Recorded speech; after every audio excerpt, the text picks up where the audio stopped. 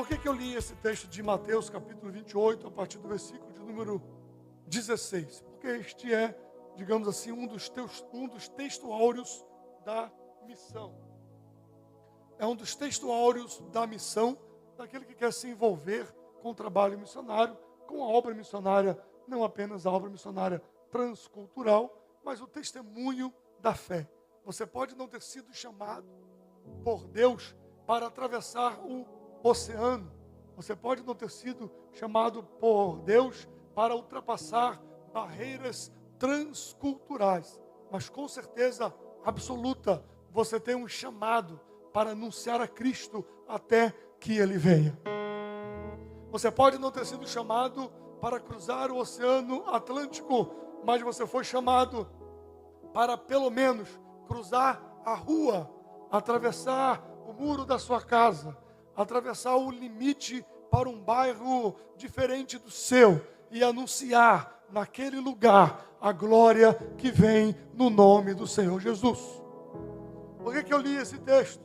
Eu li esse texto porque ele entra como uma das últimas instruções de Jesus, não no sentido de que Jesus havia se esquecido e antes de ir embora, antes que eu me esqueça, deixa eu lhe dizer, ide por todo mundo. Não é nesse sentido de últimas instruções, como se tivesse se esquecido de dar durante a vida, de forma nenhuma, porque o ministério do próprio Cristo é um ministério missionário.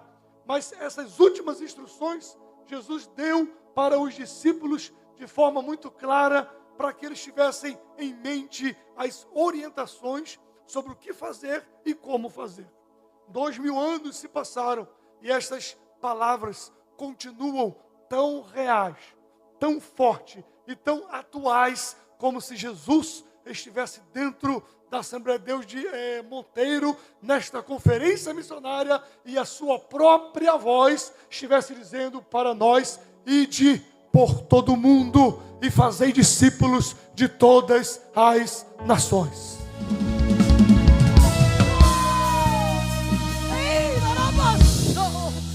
A terra estremeceu, sepulcros se abrirão e nada vencerá.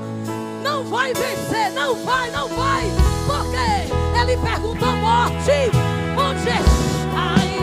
O meu Deus ressuscitou. Ele venceu para sempre, para sempre, para sempre, para sempre, para sempre.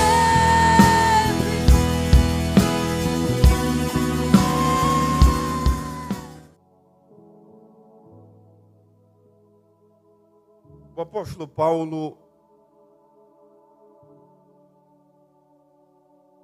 aquele que foi um dos maiores missionários da igreja, um dos maiores bandeirantes do evangelho, aquele que carregou a bandeira do Calvário e cravou nos escalões mais altos do Império Romano,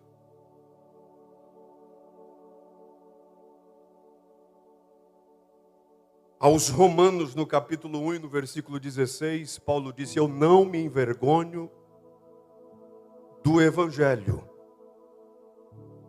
porque é o poder de Deus para todo aquele que crê.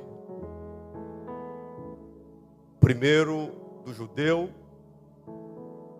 depois o grego.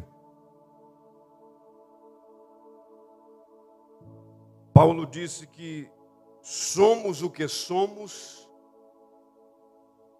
pela graça de Deus. Nós estamos aqui pela graça de Deus. Foi a graça que nos alcançou.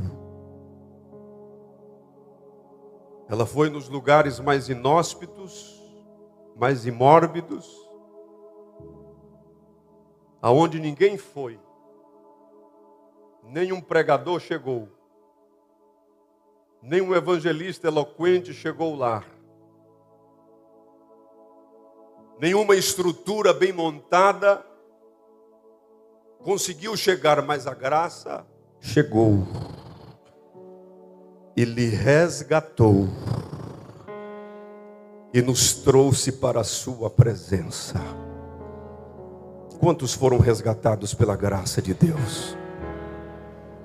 Por isso que Paulo disse aos Efésios: pela graça sois. Diga aí carinhosamente para o seu irmão: foi pela graça. A salvação chegou pela graça. E nessa noite nós estamos adorando a Deus porque a graça de Deus. Os irmãos estão sentindo que tem uma graça sobre nós aqui? Aleluia, tem uma graça nos envolvendo. Quem chegou desanimado pode ter certeza que daqui para o final, aleluia, a graça lhe envolve. A graça contempla, conquista o teu coração e você sai animado nessa noite em nome de Jesus.